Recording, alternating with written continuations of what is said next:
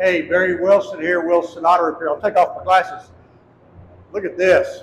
We are in the process of painting this Bronco, and DeWitt is very particular. As you can see, there's paper everywhere, plastic everywhere, everything's taped off. The first step was yesterday we washed it with a steam cleaner and washed everything off. Now today, you can see those black lines. That's like silicone sealer. We call it seam sealer.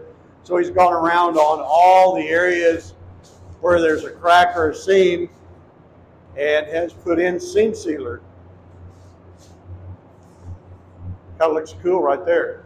And he now has the back all sealed off because he's going to work on the front first, get it all done, and then work his way around. Takes a while to get one of these painted. Oop, I almost tripped. But it will look gorgeous when he's done because he's such a professional at what he does. I'm Barry Wilson with Wilson Auto Repair. Stay tuned. We're going to send you some more videos about this Bronco. Look at my website, wilsonauto.com.